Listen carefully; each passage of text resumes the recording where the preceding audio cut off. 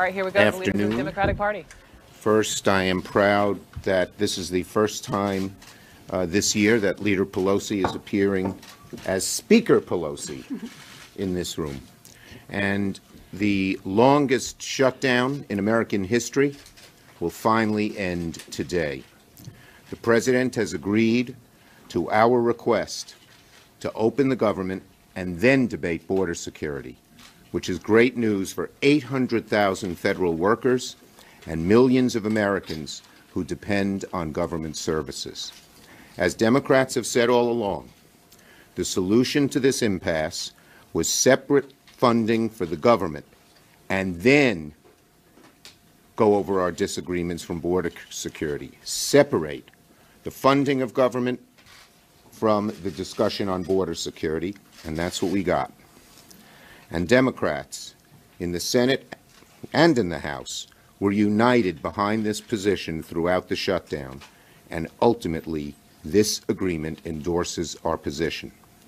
It reopens the government without preconditions, gives Democrats and Republicans an opportunity to discuss border security without holding hundreds of thousands of American workers hostage. We expect the continuing resolution to clear the Senate and clear the House this afternoon and be signed by the President today. And before I go on, I think on both of us, but we want to thank all the federal workers from the bottom of our hearts. They've worked so selflessly this past month without pay, showing up to do a job they knew was important, but for which they weren't fairly compensated. The workers showed up despite the callous indifference of the administration, who treated them as hostages, who treated them as pawns, who belittled their financial strain. Our dedicated public servants should never, never have to go through this again. We will do everything we can to make sure they won't have to. And this past month has proven just how vital government services are to the American people, whether it's our food safety, our airports, our national parks, our economy, our national security, and so much else. The American people do not like it when you throw a wrench into the lives of government workers over an unrelated political dispute. Working people throughout America empathized with the federal workers and were aghast at what the President was doing to them. Hopefully now the President has learned his lesson. Now, once the President signs the continuing resolution, we in Congress will roll up our sleeves and try to find some agreement on border security. We don't agree on some of the specifics of border security. Democrats are firmly against the wall. But we agree on many things, such as the need for drug inspection technology, humanitarian aid, strengthening security at our ports of entry. And that bodes well for finding an eventual agreement, the fact that we have so many areas where we can agree. But today, the President will sign the bill to reopen the government along the outlines of what we have proposed. And hopefully, it means a lesson learned for the White House and for many of our Republican colleagues.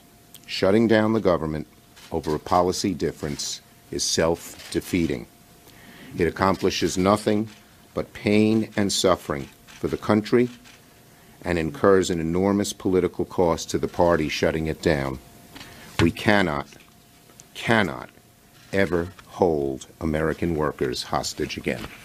Speaker Pelosi. Thank you very much, Mr. Leader, and thank you for your leadership in bringing us to this important resolution now, where shortly the Senate will send over to the House the paper. I came over to see the original paper, and we'll get it probably in a half an hour. Two resolutions, one to open up government for all of the agencies of government, and one to proceed to conference on the Homeland Security bill. We're pleased that we reached an agreement to reopen government now so that we can have a discussion on how to secure our borders. It is very clear that we all understand the importance of securing our borders, and we have some very good ideas on how to do that, and that will be part of the discussion as we go forward. House Democrats look forward to working in a bipartisan, bicameral way to pass all of the bills to open government as we proceed into the conference discussion. Now I'm an appropriator, and I was forged in that culture, and I know, left to their own devices, that the appropriators bicamerally and bipartisanly can come to conclusion.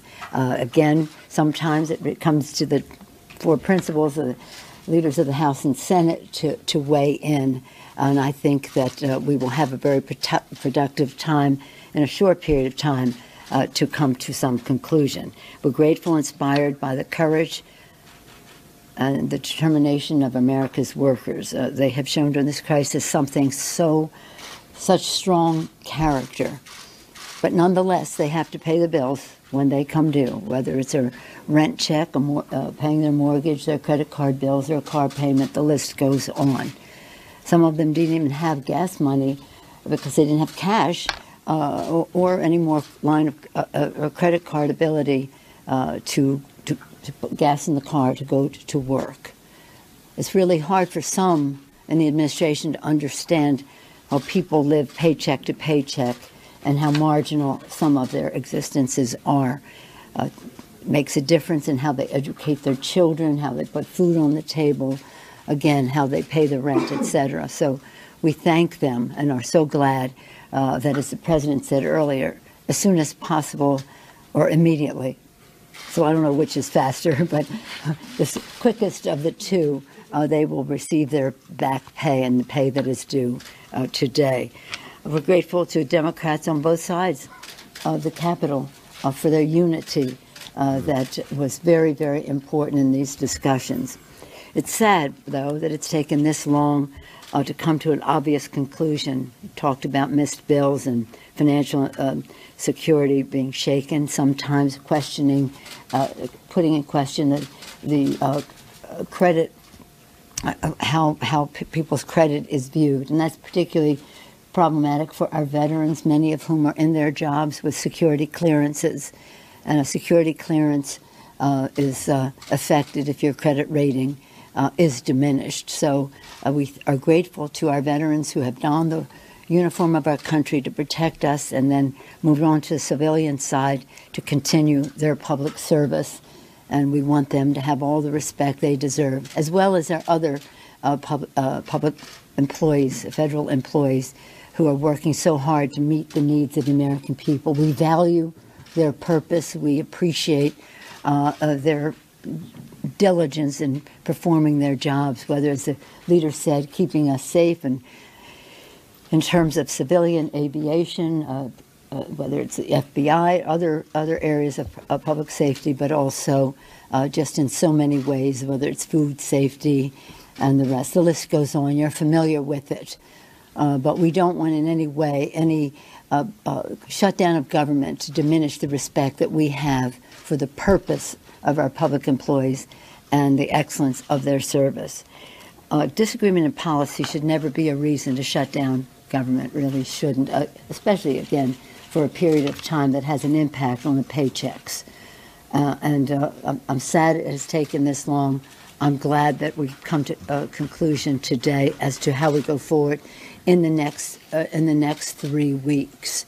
And again, I salute the minority, the Democratic leader in the Senate, for the work that he did to bring this. Because in the House we passed 10, but 10 times we passed the bill. Working with our leadership, Mr. Hoyer, 10 times he brought bills to the floor to open up government. And the most recent one that was presented on the Senate floor yesterday was so simple. $12 billion for disaster assistance and open up government for 2 weeks. The Republicans said no. I think the public weighed in. And I quote Lincoln all the time, public sentiment is everything. With it, you can accomplish almost anything. And we thank the public for weighing in so strongly, for paying attention. And I think that will be the success of this conference. Again, as an appropriator, I participated in many conferences when we used to have them. This conference, that the public awareness is so increased and the public interest in it is so sharpened that they will see what the decisions are that we have to make and help weigh in on those decisions. I thank you again. approval about it. Okay, wait, one at a time. Come on, one at a time, please. Wait a minute. Are you recognizing Nancy? The president has wanted this wall funding for a long time, but it wasn't until Democrats won the House that he really went to the mat for it. How much of all of this do you think is about the new power dynamic and his desire to show you who's really in charge? I don't get your question. I mean, the point is today we have come to a way to go forward to debate the best ways to protect our border. I don't see this as any power play. I'm referring to the past 36 days and the fact that he held out over wall funding. Well, if you're saying that the president held out over wall funding to show who was in charge, I think that's quite a bad statement to make about any leader in our country. But what I do say is let's go forward, get this done. The leader mentioned lessons learned and hope that the people know that we cannot hold our public employees hostage because we have a disagreement. For how many, 34 days? Is it now over 1 month? Having an impact on their lives. So I don't want to make any characterizations of the president's motivation. You'll have to ask him. Go ahead. Speaker Pelosi, did the president underestimate you politically? And can you assure the public that there won't be another impasse in 3 weeks?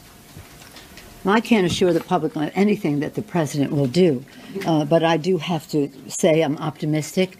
I see every challenge or every crisis as an opportunity to do the right thing for the American people and at the same time make people aware of what the decisions are that we have here, and hopefully that will make everybody come together in a way that is unifying for our country. I can't characterize the president's evaluation of me. I just say one more thing in reference to that.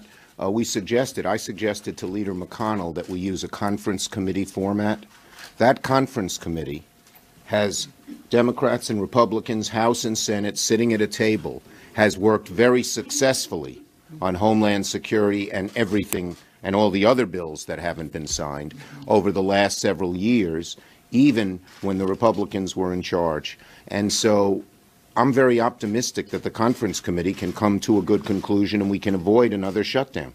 Go ahead, Cheryl. The State of the Union is not planned now. I get that. What I'd said to the president is when government is open, we will discuss a mutually agreeable date. And I'll look forward to doing that and welcoming the president to the House of Representatives for the State of the Union when we agree on that mutual agreeable date. This morning you were planning to announce a border security vision of Democrats, what you want. What is the state of that proposal, the status of it? And also, can you accept any sort of physical barrier in a border security plan? The work of the conference committee will draw out everyone's view of what is the best way to protect our borders. Our chair of our Appropriations Subcommittee on Homeland Security, Congresswoman Lucille Rohrabach-Allard, knows this issue very well. She will go to the table with our best ideas on how to protect our border. The leader referenced some in terms of infrastructure that relates to our ports of entry. The president talks about drugs coming into our country. 90% of the drugs come through the ports of entry. They'll come one way or another, as he was describing, they come through our ports of entry. So let us increase the infrastructure where the drugs are coming in. Let us increase, as the leader said, the technology to scan for that, for drugs, guns, other contraband, and the rest. Let us talk about some of the things we have in common. All right, so you've been listening to, now we heard from the president last hour, now the reaction from the leaders of the Democratic Party, both in the House and the Senate. You know, Speaker Pelosi is saying she is optimistic. They've got now 3 weeks. This is what they wanted. They wanted the government to be reopened, and therefore they would negotiate and hopefully find an agreement on border security. So let's start there. Michael Smerconish, Gloria Borger are both with me for this conversation. And Michael Smerconish, is starting with you. What did you make of, especially off the top, Leader Schumer's tone. He was the one who said, "We hope Trump has learned his lesson." Could this be perceived as a bit of a victory lap for Democrats, and how might that sit with the president? Victory lap is exactly what I wrote in my notes. His opening words were to say he agreed to our request. I think he didn't go too far. I didn't think he pressed the point as hard as he could have, that in the end, the government is reopening and the president really doesn't have anything tangible to show for that. So I think the challenge for the two of them was to make clear to their supporters that they had come out on top, but not to offend the president in a way that would dissuade him from sitting down in 3 weeks and trying to bang out a long-term agreement. Gloria, what did you think of the two of them? Yeah, I think I agree with Michael. I think they went out of their way not to gloat here.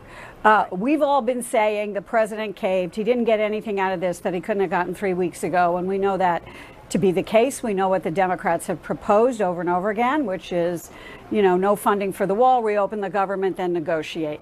And that is exactly what occurred. Nancy Pelosi, when asked about whether the president didn't know what he was dealing with in dealing with her, she refused to characterize how he reacts to her. But it was clear that both of them had decided in advance, we're not going to gloat over this because this isn't over yet. We still have a ways to go, and we want to act positively and productively so we can get something going. Now, Senate Republicans are quite upset about the way this is all played out because, after all, they're the ones who voted on an original proposal that the president pulled out from under them. But right now, the Democrats are feeling pretty good, but they don't want to show it too much.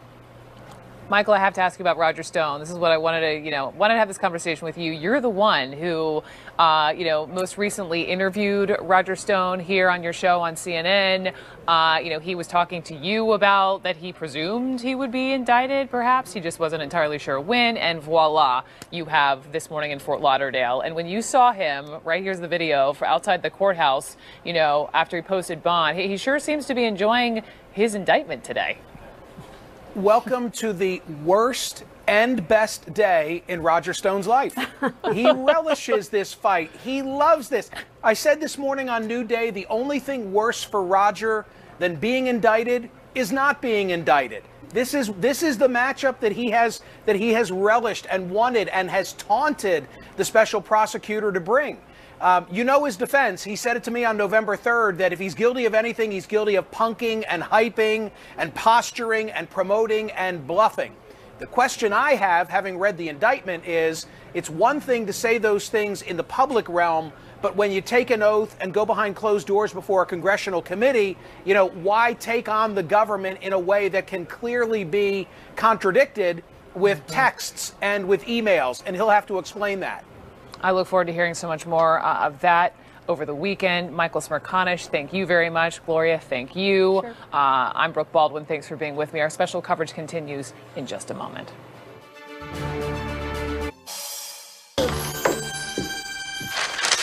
Mary. Poppins, you came back. You seem hardly to have aged at all. Really? One never discusses a woman's age, Michael. Would have hoped I taught you better.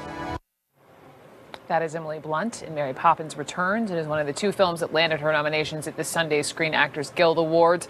Emma Stone and Amy Adams also receiving 2 nominations each. Adams as a supporting actress playing Lynn Cheney in the highly acclaimed political drama Vice. And A Star is Born has the most nominations of any movie with 4. You can catch all the winners Sunday at 8 Eastern on both TBS and TNT. Oh gosh, I just watched that Sunday and had the ugly cry. I can't hear that music yet. I'm Brooke Baldwin. Thank you so much for being with me. The Lead with Jake Tapper starts right now.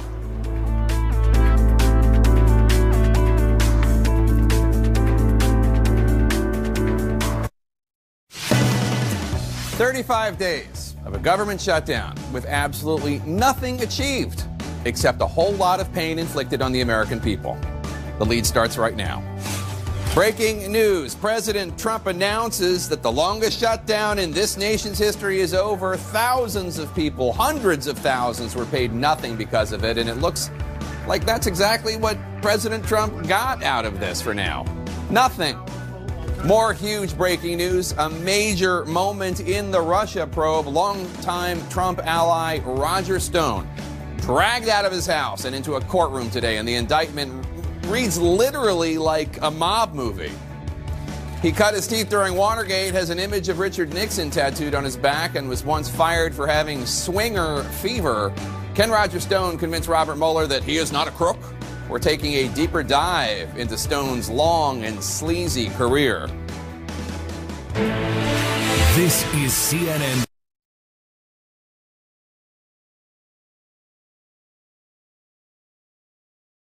Deal to reopen the federal government after a 35-day shutdown, the longest in U.S. history. President Trump now says, hey, he's okay with a short-term deal, one that includes exactly $0.0 for his border wall, the reason for the shutdown. $0.0, which coincidentally is exactly equal to the last two paychecks for 800,000 federal workers, proving the government has been shut down now for 35 days for absolutely no reason. President Trump upended the process of funding the government to demand something that he never got. He inflicted pain on more than 1 million Americans for no reason, no result. Adding insult to injury, moments ago, Senator Schumer, the Democratic leader in the Senate, scolded President Trump for this long, unnecessary battle. Hopefully now the president has learned his lesson. We cannot ever hold American workers hostage again. CNN's Caitlin Collins joins me now live from the White House. Caitlin, this new government funding bill, it's only for 3 weeks. What happens, bear with me now, what happens if at the end of this 3-week period, the president still is not going to see any border wall money? Well, Jake, according to what he told reporters in the Rose Garden today, either the government will shut down or he'll invoke a national emergency to bypass Congress to then fund and build his border wall. Now, today he faced the political reality that Democrats do not want to pay for the president's border wall, and now he's facing down the question of what he'll do in 3 weeks if they still haven't changed their minds. I am very proud to announce today that we have reached a deal to end the shutdown and reopen the federal government. President Trump backing off his 35-day standoff with Democrats today, announcing a deal to reopen the government temporarily. In a short while, I will sign a bill to open our government for 3 weeks until February 15th. The president's endorsement in the Rose Garden paving the way for Congress to pass spending bills that would reopen the government for 3 weeks. But the deal is seen as a cave to Democrats, who the president has failed to force to pay for his border wall once again. I am asking Senate Majority Leader Mitch McConnell to put this proposal on the floor immediately. Trump implying if he can't come to an agreement with Democrats in the next 3 weeks, he'll invoke a national emergency and bypass Congress. If we don't get a fair deal from Congress, the government will either shut down on February 15th again, or I will use the powers afforded to me under the laws and the Constitution of the United States to address this emergency. The short-term spending bill only includes $1.3 billion for border security and no new funding for the wall, making it a remarkable come down for a president who declared for weeks he wouldn't waver, but today framed it as a win. This is an opportunity for all parties to work together for the benefit of our whole beautiful, wonderful nation. The presidential announcement coming after a White House official said air travel delays that rippled across the nation Friday played a major role in his decision, telling CNN this is getting worse and worse. He knows this has to end. And after members of the president's inner circle faced backlash for downplaying the financial hardship of the shutdown, Trump making a point to thank them today. Many of you have suffered far greater than anyone but your families would know or understand. Now, Jake, the longest government shutdown in history hasn't yielded anything for the president. He didn't get any money for his border wall. He's frustrated Republicans. He didn't do his base any favors by caving to the Democrats' demands today, and he even took a hit in the polls. Now, there are two things to watch over the next few days. That's whether or not the president tries to move forward with that initially scheduled State of the Union address on Tuesday, and two, how he responds to the overwhelmingly negative response from people who are in his conservative, hardline immigration base. Jake. All right, Caitlin Collins at the White House, thanks so much. Well, let's chat about this. Bill, I'll start with you. Did the president cave? Sure, and he had to because he was losing support from Republican senators. McConnell held enough senators to prevent the Democratic bill from passing yesterday, but the Democrats got more votes than the Republicans, which doesn't usually happen in a 57-43 Republican Senate. And I think they had their regular lunch, or maybe it's not so regular on Thursday. Of all the senators, it went 2 hours instead of the normal 1 or 2.5 hours, I think, perhaps, with real expressions of discontent and sort of this, I can't hold this anymore, not from Susan Collins and Lisa Murkowski, but from Senator Bozeman of Arkansas and all kinds of loyalists in the Republican conference who were getting phone calls from their state, from the workers, but also from businessmen, from agricultural interests, saying, this is crazy, this cannot go on. So Trump caved to reality. He only got this 3-week extension, which means that in 3 weeks, what happens in 3 weeks? Well, he'll probably, my guess would be he invokes the national emergency. It's less than not getting anything. Like, he lost a lot here. I mean, you think about it, in the 35 days, he lost $1.6 billion that he would have had if he agreed to the legislation that would have passed before the shutdown. Oh, he lost, for border security. Right. And he lost a critical amount of leverage. Nancy Pelosi now knows exactly when he's willing, where he'll cave and what his pain points are. And then the other thing is, I think to Bill's point, which he's lost, one of the bigger problems going forward in the next 3 weeks, he may have lost the faith of some of his strongest supporters previously up on Capitol Hill. And that doesn't give him any sort of, additional leverage going forward. And Senator Turner, let me point to this, perhaps not coincidentally, this morning we saw some even more dire response. Obviously, for the 800,000 employees and the contractors, it's been awful. But this morning, we saw mass flight delays. There was a stoppage at LaGuardia. The FBI director released a video slamming the shutdown. The Trump-appointed FBI director, at least 14,000 IRS workers just didn't go to work. That's right. And then it was the second day without a paycheck, the second paycheck period. A full month of no pay, the second paycheck period for the 800,000 federal employees. This is a hot mess. The president's a hot mess. This is a hot mess. And more importantly about which side won in terms of just the pure politics. Over 800,000 people, and that's not even counting the contract workers, have suffered through this for a president who got absolutely nothing. He brung the pain to all of these people, and he got nothing in return for this, and all they got is grief. And then also, we know, as big as the bureaucracy is, they're not going to recover from this tomorrow. Right. If the president had any pride about himself, he would make sure that all of the people who are required to be there to process checks were there right now through the weekend, whatever it took to make sure that these workers got their money. But he really doesn't care, and that was shown by him. It was shown by people who work in his administration. Even his family members weighed in on this. I think his daughter-in-law said, it's okay. This is bigger than one person. It's beyond cavalier. It's really sickening that the president would take the people impacted by this directly, and then, to quote Dr. Martin Luther King Jr., what affects one directly affects us all indirectly. Sure. All of America was impacted by this. No, you can't live in Washington, D.C., which obviously has a lot of federal workers, without hearing from cab drivers, Uber drivers, restaurateurs, food truck owners, how awful things have been for the last months. That's right. And Jen, I want to get to a point that Kevin said that you brought up also yesterday, which is flashback a couple months. Nancy Pelosi, people are saying, is she even going to be elected Speaker of the House? There are enough Democrats that are wavering on her. 30-something Democrats said they weren't going to vote for her. Where is Nancy Pelosi now when it comes to the Democratic caucus? Well, it's really remarkable. I mean, if you look at where we were in November, even after the Democrats won back the House, there was so much uncertainty that we were all talking about here about, could she be elected Speaker? How would she fight off the moderates, et cetera? And now the wall and Trump's insistence on the wall has actually unified the Democratic Party. Pelosi's strength and kind of standing firm on this has unified the Democratic Party and the Democratic caucus at a time where it is very diverse with 40 new members.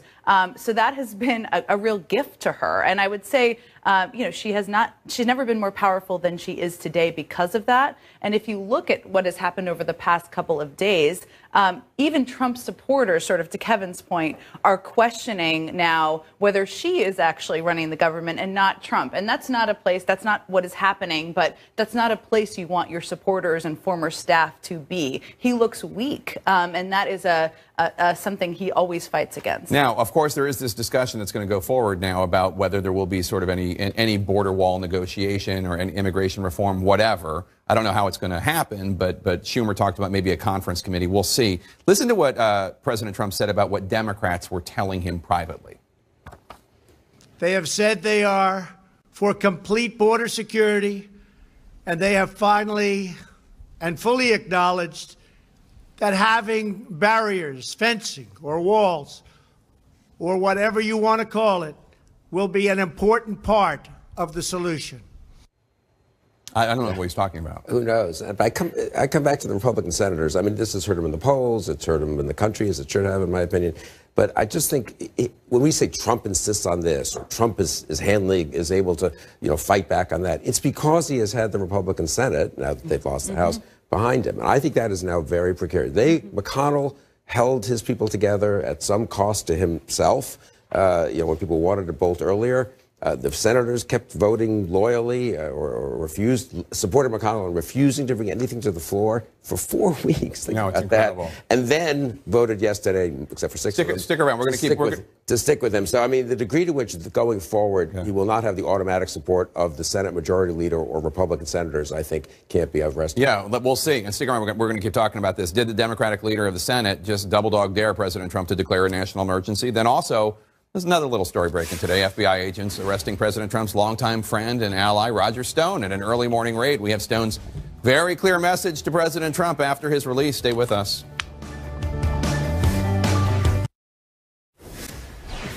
No one should ever underestimate the speaker, as Donald Trump has learned. Democrats stayed totally unified. That was Senator Chuck Schumer, the Democratic leader of the Senate, just moments ago, touting the power of Speaker of the House Nancy Pelosi and her unified Democratic caucus. I want to go to CNN's Manu Raju on Capitol Hill. And Manu, you were at that news conference.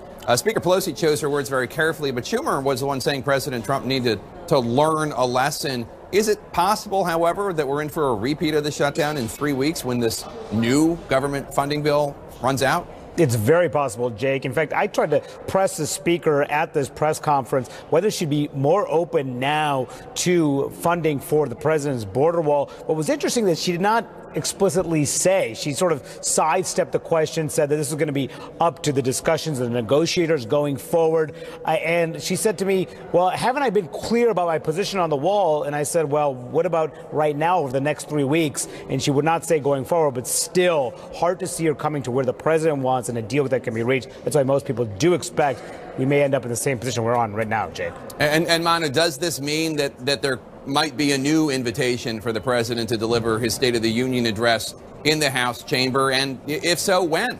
That's a great question. We try to ask her that at this press conference and afterwards, and she would not say explicitly. In fact, the State of the Union, of course, was supposed to take place initially on Tuesday. That has been delayed during the shutdown. And when asked if Tuesday was still a date that the State of the Union would go forward, she said they were going to agree on a, quote, mutually agreeable date after the government is reopened. And so she would not say it would happen Tuesday or when it happened afterwards. Reporters tried to press her about that after this press conference as well. She would not say. So another question going forward, perhaps, Jake, she wants to see the ink dry on the legislation to reopen the government before she goes forward and agrees to invite the president here to the House chamber. Jake. Yeah, you want to wait for the document to be signed. I think that's fair. Manu Raju, thanks so much. Manu Raju on Capitol Hill. Let's continue our conversation.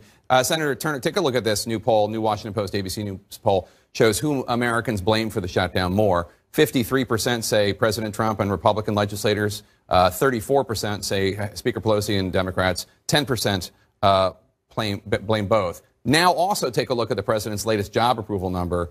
37% approval. I'm sorry to laugh, but that's just really low. 57% disapprove. It does seem like there was political pressure really starting to build on President Trump. No, it was, Jake. And listen, he asked for it and he got it. This is what he wanted. And sometimes you got to be careful what you ask for. He was very glib about, you know, I'll take ownership of the shutdown. It's mine. But the pressures that mounted, especially the human suffering, was more than, not necessarily for him, but more than the members of his Republican Party could stand at a certain point. So this is his shutdown. He owns it. And those polls are a clear reflection of how the American people felt about it. And this is going to be his eternal, I should say, failure. And I wanted to make a point about something Bill said about Leader McConnell. He abdicated his responsibility, so did his entire caucus, and they put 800,000 plus people's lives in peril. Well, while you're speaking of McConnell, take a listen to Senate Majority Leader Mitch McConnell just moments after President Trump's speech. I've continuously said I wouldn't let the Senate become a theater for show votes and messaging stunts from either side. So I was glad to see today the president's announcement that he and our Democratic colleagues have reached an agreement that will immediately reopen the government. Now, once again, just to remind people what happened 35 days ago, or a little bit before, the Senate passed a bill, a clean government spending bill, clean, and then President Trump... For the whole year. For the whole year, and with the understanding that President Trump was going to sign it, and then Senate Republicans had the rug pulled out from under them by President Trump and the White House deciding they weren't going to sign it. But as Bill points out, Republicans were with him lockstep. Was that a mistake by Senate Republicans? It was, and I think it also, what we don't see is what's happening behind closed doors. And I think behind closed doors, there is a high level of exasperation with the White House and the lack of a strategy here. And that it has increased a lot over the last 2 weeks. And I think Bill alluded to this earlier, that, you know, McConnell was pretty much at his wit's end with where the president was going there. I think McConnell was finished with trying to tell the president that this was the wrong approach and decided in the last probably 48 hours, 72 hours to show him that it was the wrong approach by putting these bills on the floors that couldn't get 60 votes. And that increased, you know, a lot of the pressure. And you've seen, I think, the policy luncheon, that the weekly policy luncheon that the senators on the Republican side had this week, there was a lot of raised voices. People were blaming Vice President Pence, trying to send the message to the White House about how this was a failed strategy. I mean, if I were a vulnerable Republican in the Senate, of which there are many, I would be questioning if Mitch McConnell is the right person to be leading my caucus right now. He's up in 2020. I'm not going to say he's that vulnerable. It's Kentucky, but Kentucky loves Donald Trump. He wants to be aligned with Donald Trump. Is he thinking about the entire caucus, or is he thinking about Mitch McConnell? He essentially disappeared for a month. He's the minority leader of the Senate. He's not a powerless actor. Majority. I'm sorry, majority. Your wishes got ahead of reality he's the there. majority leader of the Senate. He's not a powerless actor. And if you're Cory Gardner, if you're Susan Collins, I'd be questioning if he has your interests in mind. Well, this is why we're not going to be back in 3 weeks where we are today, or where we were 4 weeks ago. Because you now have a Republican conference that is not going to say, okay, let's just go back into another shutdown, and that'll turn out great. And it was so I think Trump has no leverage. And I think at best case for Republicans is he just passed what the Senate passed 2 days before the shutdown began. And worst case is they make even more concessions. All right, everyone stick around because we have another big story today. What Roger Stone's indictment reveals about the Russia investigation and the Trump campaign. That's next. Stay with us. This is CNN, the most trusted name in news. Welcome back. Sticking with politics, President Trump's longtime confidant and political advisor Roger Stone fighting charges filed by special counsel Robert Mueller today, alleging that Stone obstructed the Russia investigation, tampered with witnesses, and repeatedly lied under oath. I will plead not guilty to these charges.